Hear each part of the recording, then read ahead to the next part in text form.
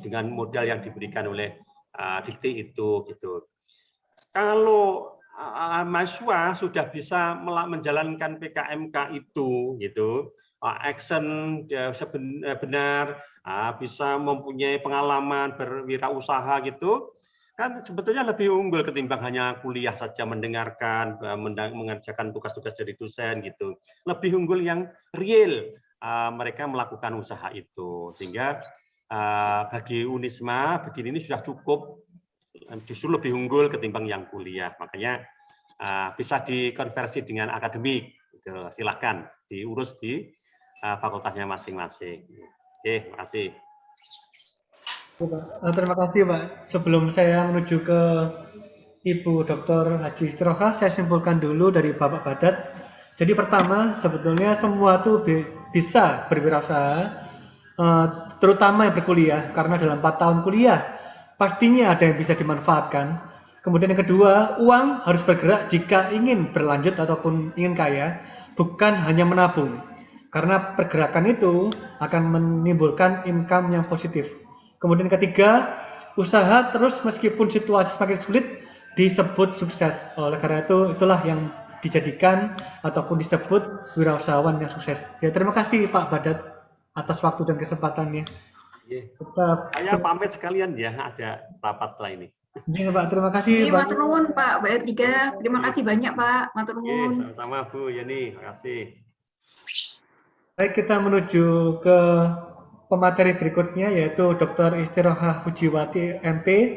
Beliau adalah dosen di Fakultas Pertanian dan beliau lahir di Malang 24 Februari 1968. Beliau adalah wakil rektor bidang kelembagaan, publikasi dan teknologi informasi.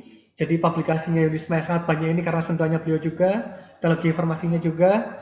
Dan saya juga sebetulnya satu bidang sedikit-sedikit sama Bu Istroha ini yang mempelajari ataupun meneliti tentang gelombang-gelombang juga. Itu jadi memang sangat menarik untuk ilmu seperti ini. Kemudian beliau alamat rumahnya di Jalan Cengkarayam 1A 20 Malang dan beliau ini sudah S3 dan semua gelarnya didapatkan di UB. Ya. Untuk materi yang akan beliau paparkan adalah wirausaha berbasis teknologi. Jadi teknologi itu yang mungkin kami pahami sebagai wirausahawan itu adalah ada dua, yaitu teknologi yang alami maupun yang buatan. Mungkin nanti Ibu Dr. IR Haja Istroha Hujiwati bisa menjelaskan lebih detail. Waktu dan kesempatan saya berikan, monggo Bu. Terima kasih Mas Moderator, Pak Itu. Assalamualaikum warahmatullahi wabarakatuh. Yang kami hormati Ibu Hajah Jenny Susianti, Pak Tito selaku moderator dan adik-adik peserta webinar nasional pada siang hari ini. Mungkin sudah capek ya? Jadi dengan saya santai saja, tidak usah terlalu serius. Sudah tampilkah slide saya? Sampun Bu. Ya, sampun Bu, sudah. Oke. Jadi ini sebenarnya persoalannya adalah wirausaha berbasis teknologi. Rupanya perubahan waktunya tidak berfungsi karena ada perubahan waktu harusnya jam 1, ternyata tetap jam 13.20. Karena memang ada mungkin tambahan diskusi dan seterusnya. Baik, untuk menyingkat waktu, saya kira saya tidak perlu banyak menyampaikan, tetapi sebenarnya isinya adalah bagaimana melakukan wirausaha berbasis teknologi. Namun sebelum pada inti persoalannya, saya sampaikan bahwa kita ini sekarang di era revolusi industri 4.0, yang mana revolusi industri ini 4.0 lebih cepat dibanding revolusi industri 1 menuju 2 yang butuh waktu 100 tahun. Kemudian dari revolusi industri 2 ke 3 itu juga 100 tahun, tetapi menuju revolusi industri keempat ini membutuhkan waktu yang lebih singkat dari yang lalu. Nah ini mungkin adik-adik, ini semuanya adik-adik wirausaha ya. yang ikut Bu Yeni ya, Pak Tito ya.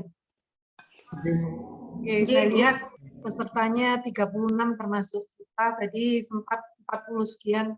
Mungkin sudah capek, jadi kita santai saja. Jadi revolusi industri itu kan dicirikan dengan cyber physical system. Jadi semuanya berbasis maya, Internet of Things, smart teknologi, inilah yang menjadi dasar bagaimana kita berwirausaha menggunakan teknologi. Karena kita sudah berada di revolusi industri 4.0. Dengan semakin majunya digitalisasi di masa revolusi industri 4.0 ini membawa implikasi perubahan yang sangat cepat di berbagai sektor, tetapi juga munculnya disruptif, adanya gangguan di berbagai hal.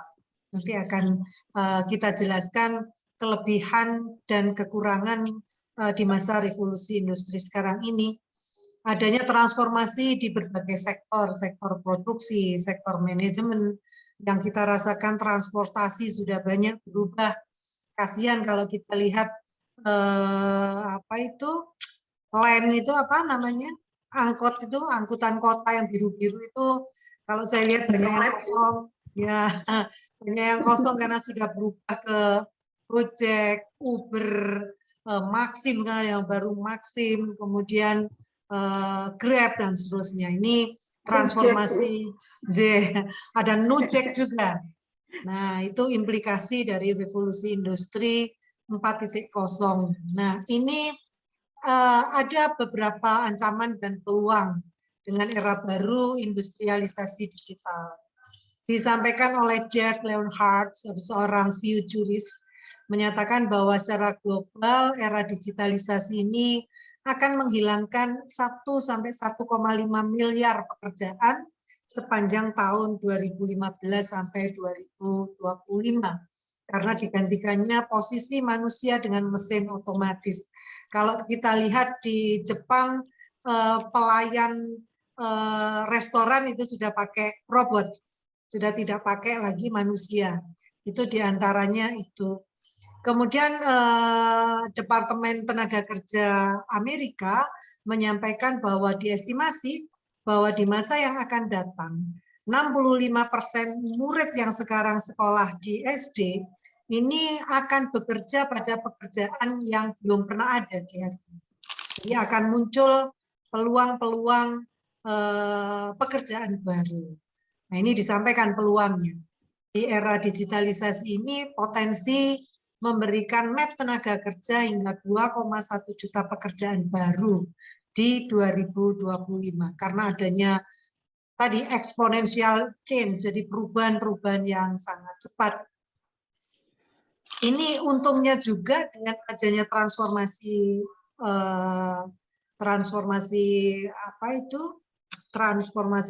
transport, terdapat potensi pengurangan emisi karbon hingga 26 miliar metrik ton dari 3 industri, elektronik, logistik, otomotif. Nah, ini orang kan menjadi tidak pergi, Bu Yeni itu sekarang lihatnya GoFood aja. Di rumah sudah tidak mau keluar beli makanan, keluar itu tidak, sudah pegang HP saja, sudah datang sendiri. Nah, ini manfaatnya adalah mengurangi emisi karbon yang dikeluarkan oleh knalpot dari alat-alat transportasi kita. Jadi lebih masyarakat modern lebih suka pada transaksi secara elektronik dengan menggunakan teknologi. Beli baju sudah tidak usah ke mall, sehingga parkiran di mall juga berkurang, sehingga lebih baik pakai Tokopedia, pakai Shopee, pakai Lazada dan seterusnya. Nah, itu aspek tentang revolusi industri. Tetapi sekarang menjadi tantangan di dunia pendidikan bahwa tingkat pengangguran terbuka kita, menurut provinsi ini data terakhirnya di 2019, angka tingkat pengangguran terbuka itu adalah rasio antara jumlah pengangguran dibagi dengan jumlah angkatan kerja kali 100%. Jadi prosentasenya itu adalah jumlah pengangguran dibagi dengan jumlah angkatan kerja kali 100%. Tingkat pengangguran terbuka tertinggi ada di Jawa Barat, sebesar 7,73%. TPT terendah di Provinsi Bali sebesar 1,9%. Kenapa begitu? Karena di Bali itu sebagai destinasi wisata domestik maupun mancanegara, di sana banyak sekali peluang-peluang pekerjaan. Peluang pekerjaan, apakah berjualan cenderamata, kemudian menjadi guide, kemudian mijitin turis-turis yang ada di tepi pantai dan seterusnya, sehingga angka pengangguran terbuka di Provinsi Bali itu terendah. Rata-rata di Indonesia angka pengangguran terbuka kita adalah 5,01%. Artinya apa? 6,8 juta pengangguran yang ada di Indonesia dengan tingkat angkatan kerjanya sejumlah 136,2 juta. Nah, inilah kondisi seperti ini yang menjadi persoalan di kita.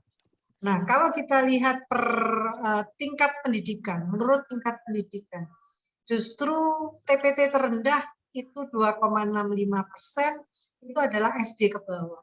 Kenapa begitu? Karena lulusan SD itu tidak pilih-pilih pekerjaan, serabutan saja. Orang yang tingkat pendidikannya rendah, dengan skill yang rendah, mau jadi apapun, jadi bekerja apapun, dia tidak pilih-pilih. Nah, ternyata yang menjadi persoalan adalah angka TPT tertinggi sebesar 8,63% itu adalah lulusan SMK.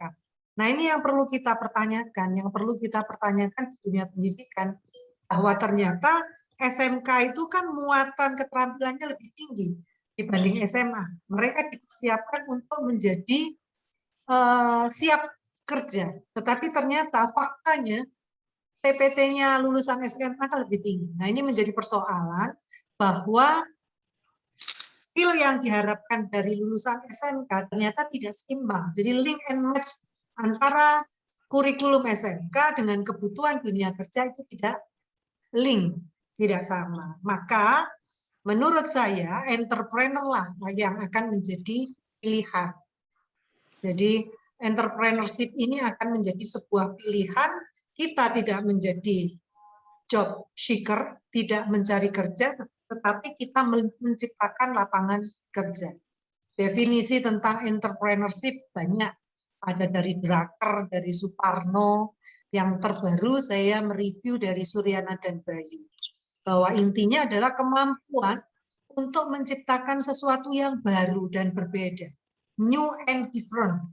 Inilah yang menjadi inovasi dari sebuah entrepreneurship. Melalui berpikir kreatif, bertindak inovatif untuk menciptakan peluang. Maka seorang entrepreneur, seorang wirausaha itu orang yang luar biasa. Kalau adik-adik melihat acara I'm Possible di Metro TV nanti malam jam 20, di situ sesuatu yang mustahil itu bisa terwujud. Di situ banyak sekali, saya senang melihat acara ini, I'm Possible itu. Di situ banyak diceritakan tentang pengalaman-pengalaman kegagalan seseorang yang membangun startup, tapi kemudian menjadi sukses. Inilah yang hal-hal seperti ini yang perlu kita renungkan, perlu kita lihat, sehingga orang sukses itu tidak selalu langsung sukses begitu. Liku-likunya luar biasa. Jadi kalau adik-adik punya waktu silakan ikuti I'm Possible. Saya suka dengan itu. Juga Kick Andy, Metro TV itu juga orang-orang inspiratif yang punya banyak sekali pengalaman berbuat untuk kebaikan orang banyak. Jadi kembali entrepreneurship itu adalah ada pemikiran baru yang berbeda, kreatif, inovatif. Itu kata kuncinya untuk sebuah kewirausahaan. Nah, kalau kemudian panitia ini memberikan saya topik tentang wirausaha berbasis teknologi, atau kalau digabung menjadi technopreneurship, ya. Kalau wirausaha atau entrepreneur ini seringkali orang menulis entrepreneur ini seringkali enter, yang betul adalah enter, bukan enter.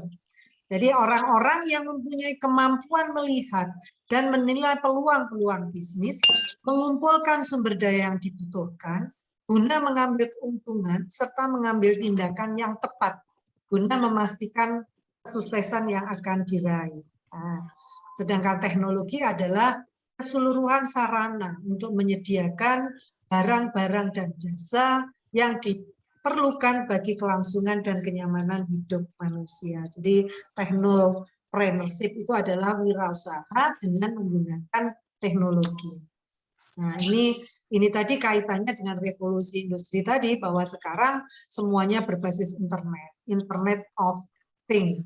Jadi semuanya sudah berbasis pada teknologi, karena teknologi itu akan memudahkan kita. Teknologi itu adalah tools, bukan segalanya. Kita yang bisa mengatur tentang itu.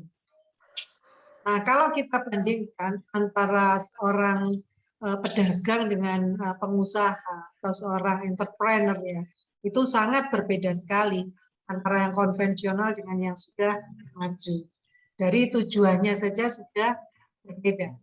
Ya, memang ujung-ujungnya duit, UUD, ya, keuntungan. Jadi tujuannya sama sebenarnya, untuk mencari keuntungan, mencari duit. Tetapi kalau pengusaha ini melalui ekosistem, ada ekosistem yang dibangun. Kalau pedagang menghabiskan waktu untuk mengawasi, tetapi di sini memiliki manajemen yang baik. Kemudian kalau pedagang itu atau pedagang tadi mengerjakan sendiri, tapi kalau pengusaha itu ada timnya, ada manajemennya. Kemudian pedagang itu belum tentu dia pernah menjadi pengusaha, tetapi kalau pengusaha itu mestinya sudah punya pengalaman untuk berdagang. Kemudian kalau pedagang hasilnya tergantung pada usaha sendiri, sementara pengusaha hasilnya tergantung pada bagaimana dia mengelola manajemen tim yang dimiliki. Kalau pedagang dikembangkan adalah omset, tapi kalau pengusaha yang dikembangkan adalah aset, sumber daya yang dimiliki secara ekosistem itu. Kemudian beberapa peluang bisnis di era 4.0. Ini kita semua sudah mengenal, ya. Finance technology, kita sudah mengenal pembayaran melalui GoPay, Astra Pay, link aja. Jadi saya itu kalau bayar setiap bulan tinggal klik link aja, bayar PDAM, bayar listrik, bayar pulsa, itu semua ada di genggaman, sudah tidak perlu kita datang ke Telkom. Kalau dulu kita mesti bayar telepon ke Telkom, sekarang sudah tidak ada. Jadi link aja ini diisi saja penuh sebulan berapa begitu, sehingga tinggal beli pulsa, tinggal link aja, bayar listrik, bayar macam-macam, bayar tagihan BPJS dan sebagainya lewat itu. Kemudian cloud hosting, Google Drive, Dropbox itu adalah bisnis cloud. Kemudian ini yang paling tiap hari kita lakukan kali, ya, bisnis jual beli online. Apakah itu melalui Traveloka untuk beli tiket, kemudian untuk cari hotel dan sebagainya. Tokopedia, OLX, itu kemarin saya beli mobil lewat OLX saja sudah lancar, sudah nggak perlu ke dealer dan sebagainya. Menghemat waktu. Karena itu kenapa emisi karbon menjadi berkurang, karena kita tidak perlu lagi ke dealer untuk cari mobil. Mereka datang sendiri, kita tidak usah ke sana. Lewat Blibli dan sebagainya. Shopee dan sebagainya. Banyak sekali. Lazada, itu tiap hari iklannya di TV itu 88, sekarang 99 lewat Lazada, nanti di tanggal 9, bulan 9 ada banyak sekali diskon. Kemudian on-demand service, layanan berdasarkan permintaan. Ini yang banyak, ya, transportasi. Tetapi ini tidak hanya transportasi, kita GoFood, GoSend dan sebagainya sudah ini saja. Saya kalau ini lagi banyak makanan di ruang saya, biasanya terus tak kirim ke rumah begitu saja, enak sudah. Ada Grab, ada Gojek, Uber, Maxim, Mujek gitu. Kemudian online marketing. Nah, ini beberapa media sosial yang juga bisa dimanfaatkan sebagai peluang bisnis. Ataupun YouTube, itu juga Unisma, YouTube, Humas Unisma Official, subscribernya juga sudah banyak, tetapi penghasilan kita belum yang kayak suaminya itu Atta Halilintar itu Atta juga Halilintar. miliaran. Nah, itu bisnis-bisnis begini ini adalah peluang bisnis yang menggunakan teknologi, teknopreneur. Ini banyak Ada sekali. juga Bu, mohon izin Bu, ada jual beli online-nya di kampus Bu, P2KIB Shop. Nah, ya kita kembangkan itu Bu. Betul. Pesanan-pesanan para dosen karyawan itu sudah pakai itu saja, nggak usah ribet-ribet ke ministornya Bu Yeni. Sudah maju nih Bu Yeni. Sudah berbasis teknologi. Bu, itu sudah Bu Yeni sering mengirimi linknya itu. Nah, kemudian ini kita lihat unicorn Indonesia. Jadi unicorn itu adalah startup. Nanti ada unicorn, ada dekakorn, ada hektokorn ya. Inilah unicorn Indonesia yang sudah berhasil ya. Ferry Yunardi ini kebanyakan lulusan Harvard, Amerika, Harvard University. Beliau adalah pengembangnya Traveloka, juga berkarir di Microsoft. Tokopedia ini William Tanuwijaya, lulusan BINUS S1-nya, kemudian S2-nya di Harvard University. Dia ini pengembang game, kemudian juga pengembang software. Nah, ini Bapak Mas Menteri kita ini juga beliau adalah CEO-nya Gojek. Nggak tahu Pak Presiden kemudian menuju ke beliau untuk mengembangkan pembelajaran kita berbasis IT, apalagi di masa pandemi, ya gagasan-gagasan beliau inilah akhirnya mewujudkan Merdeka Belajar Kampus Merdeka. Jadi memberikan kemerdekaan bagi mahasiswa untuk bisa menempuh pembelajaran di luar prodinya atau di luar perguruan tingginya. Jadi beliau sudah memberikan kemerdekaan itu, dan ini Unisma juga sudah banyak melakukan MBKM ini, Merdeka Belajar Kampus Merdeka, melalui mahasiswa mengajar, pertukaran mahasiswa dengan dalam dan luar negeri, dan seterusnya. Yang sekarang menjadi Menteri Pendidikan Kebudayaan dan Ristek.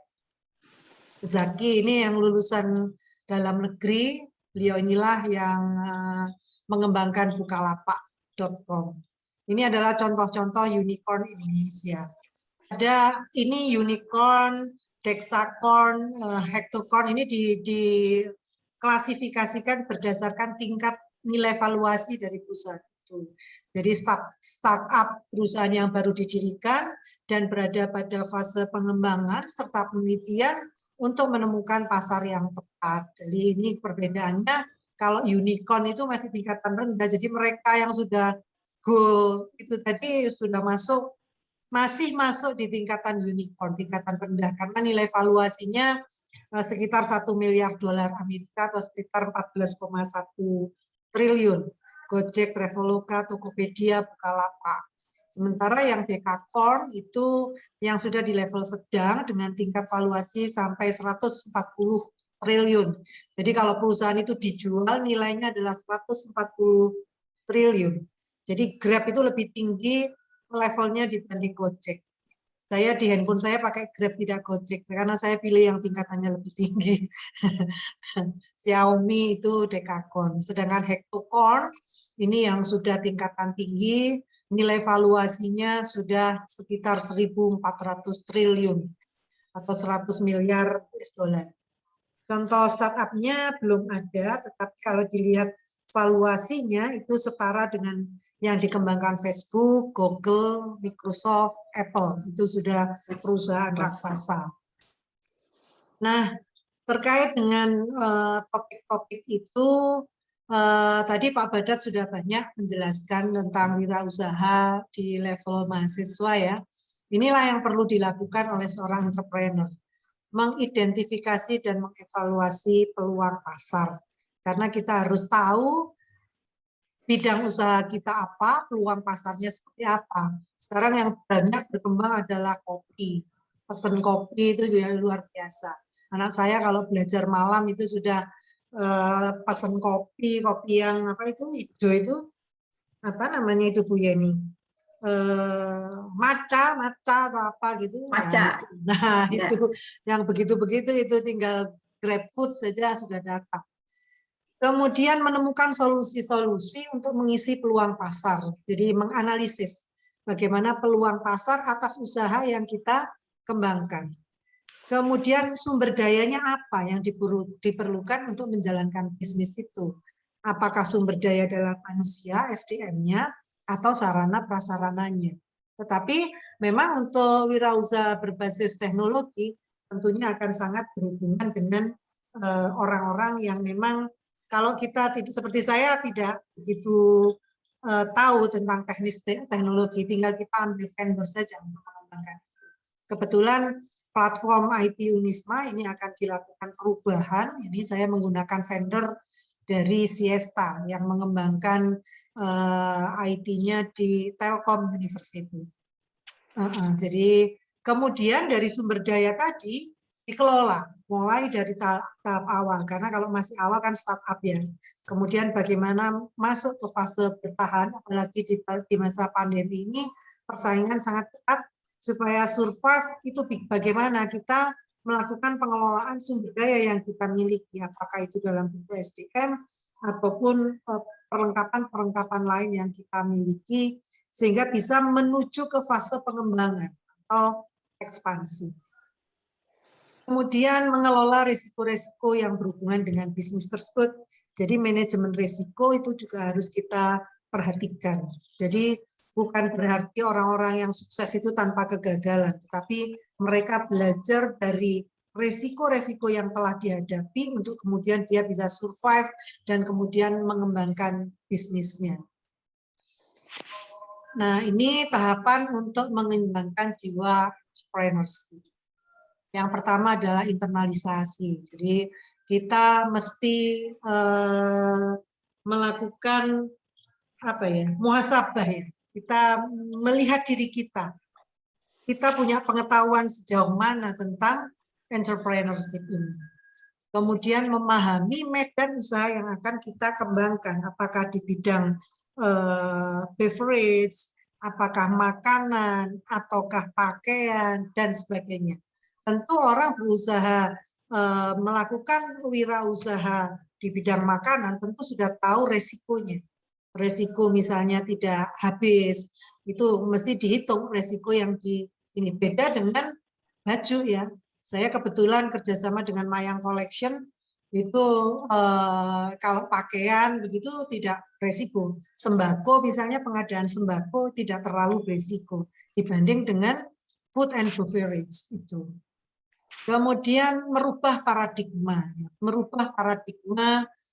dari hal yang umum terhadap usaha-usaha yang bersifat instan. Ini mesti ada pemahaman bahwa unit usaha itu real dibutuhkan untuk perkembangan perekonomian dan kita harus punya jiwa berwirausaha. Jadi dikatakan Pak Badat optimis dan sebagainya. Dan itu memang harus paradigma yang harus kita ubah dalam diri kita. Kemudian inisiasi semangat, spirit initiation. Jadi inisiasi semangat untuk mengkatalisasi gerakan pembangunan unit usaha. Dimulai dari modal awal yang dimiliki, tetapi kemudian dilakukan monitoring dan evaluasi. Seberapa jauh modal yang kita gunakan bisa berkembang, resiko-resikonya seperti apa. Yang keempat, kita tahu bahwa kompetisi sekarang sangat luar biasa. Karena itu inovasi, kemudian tadi hal-hal yang baru, kreativitas, itu yang harus dikembangkan di dalam berwirausaha. Jadi ini tidak lepas dari keberhasilan para startup yang sudah dibangun, yang sudah berkembang, tetapi kemudian ada banyak hal yang perlu kita kembangkan di dalam mengembangkan usaha-usaha yang berbasis teknologi itu. Ini referensi yang bisa digunakan, ini buku tentang kewirausahaan berbasis teknologi, karyanya ini Wijoyo dan kawan-kawan. Ini bukunya bagus, di situ ada banyak sekali item-item yang disampaikan setelah pendahuluan teknologi, bagaimana teknopreneurship itu, manfaat, tujuan, kemudian bagaimana membangun technopreneurship dalam menghadapi globalisasi seperti di era revolusi industri 4.0 sekarang ini. Bidang-bidang technopreneur nanti ada di buku ini, kelebihan dan kekurangannya seperti apa dan seterusnya. Itu di bab 4 juga dibahas tentang entrepreneur versus technopreneur. Jadi peran technopreneur dalam menghadapi revolusi industri, kemudian peran technopreneur dalam menghadapi revolusi sosial 5.0. Jadi kita ini ada di revolusi industri 4.0 dan revolusi sosial 5.0. Saya kira itu saja Bu sebagai gambaran tentang technopreneur yang diminta oleh P2KIB sebagai materi untuk diskusi. Terima kasih dari saya kembalikan ke Mas Moderator. Ya, terima kasih Bu. Sangat menarik sekali materi dari Bu Istiroha. Ini ada pertanyaan yang sudah masuk dari Adik Sri Hani Umami. Izin bertanya, jika sudah masuk dunia usaha, bagaimana cara menentukan target pasar di pasar pandemi ini? Makasih. Menentukan target pasar. Iya, Bu. Kita perlu identifikasi dulu produk kita apa yang akan dijual. Lalu pemasarannya kan selalu melewati online kalau sudah begitu. Jadi saya punya saudara ini di Gajayana ini ada warung pagi di Noyo. Warung pagi di Noyo itu walaupun warungnya cuma satu, tetapi dia ini punya HP 10. Jadi dia ini memasarkan dengan apa ya, cara-cara yang berbeda, tapi nantinya layanannya ke dia semua. Begitu. Jadi dia menawarkan dengan berbagai cara. Jadi kalau menentukan target pasar, saya pikir kalau itu tergantung dari usaha yang kita punya. Kalau itu makanan, minuman, saya pikir target pasarnya luas. Demikian juga dengan pakaian misalnya ya. Pakaian itu kan nanti bisa dikategorikan ini pakaian yang orang dewasa, ada jenis-jenis pakaiannya kan bisa dikategorikan. Ada yang milenial, remaja, ada yang untuk ibu-ibu berhijab. Jadi nanti pakaiannya yang syar'i begitu kali. Kemudian untuk yang remaja dibedakan begitu sehingga pangsa pasar menjadi luas sehingga kemungkinan orang membeli itu juga menjadi tinggi. Tetapi kalau mau fokus pada hijab saja, itu saya pikir walaupun sekarang pangsa pasar hijab sangat luas, tetapi itu menjadi spesifik. Jadi semakin kalau makanan, minuman, saya pikir semua orang tidak ada kategori ini ya. Mungkin kopi saja sekarang mulai dari anak muda, orang setengah dewasa, sampai orang tua itu semua suka minum kopi. Jadi nggak ada masalah dengan target pasar. Di online-nya sebar aja ke semua segmen. Yang produknya adiknya itu produk aneka roti dan kue, Bu. Oh, aneka roti dan kue. Nah, itu kan juga terserah saja target pasarnya. Misalnya mau mencapai cari kerjasama dengan perusahaan-perusahaan, kantor-kantor yang biasanya melakukan rapat, tapi sekarang ini rapatnya daring ya. Ini tadi walaupun daring saya sudah dikirim itu dia bakery sama Bu Yeni.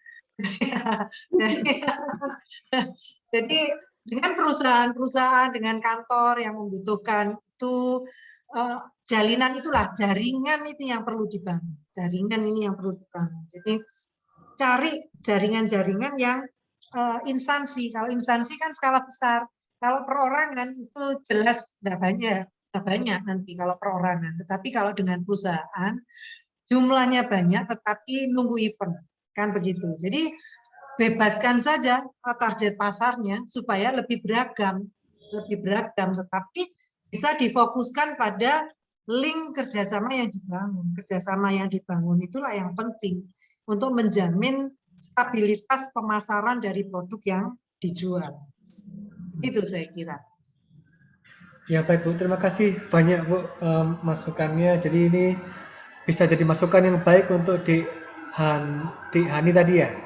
Dihani Umami. Ya, baik sebelum masuk ke pemateri berikutnya, saya mencoba menyimpulkan dari materi Bu Istirohah, yaitu sekarang sudah masuk era baru yaitu elektronik. Jadi semua produk kita yang ada itu bisa disambungkan atau dikolaborasikan dengan elektronik. Kemudian tingkat pengangguran yang terbuka itu kesalahpahaman kita biasanya itu dianggap paling banyak yang terdapat pada anak-anak kuliahan. Tapi padahal sesuai dengan data dan fakta itu adalah melalui anak-anak SMK. Kemudian ada juga nih yang saya simpulkan yaitu peluang bisnis itu sekarang ke online, kemudian harus bisa beradaptasi dengan baik dengan tantangan-tantangan yang ada. Ya, terima kasih Bu. Ya, terima kasih banyak Bu Isti. Kita Maturun Bu. Sami-sami Maturun Bu sangat. Yeni, Mas Tito, terima kasih. Sama-sama, Sukses Bu. untuk semuanya, adik-adik. Semangat Siap, Ibu. untuk berkreasi. Semangat untuk berkreasi walaupun di situasi pandemi. Tetap harus produktif. Saya melihat KKN-nya di Dampit kemarin. Dampit itu kan banyak produksi kopi ya. Nah, adik-adik mahasiswa KKN kita banyak membuatkan pemasaran digital untuk produk-produk lokal di daerah Dampit. Itu sangat bagus. Maka adik-adik mahasiswa harus punya kreasi, punya kreativitas, punya inovasi yang baik untuk membangun kompetensi dirinya supaya ketika lulus nanti ini mempunyai nilai tambah dalam rangka bersaing di dunia kerja. Terima kasih. Terima kasih. Assalamualaikum warahmatullahi wabarakatuh. Ibu WR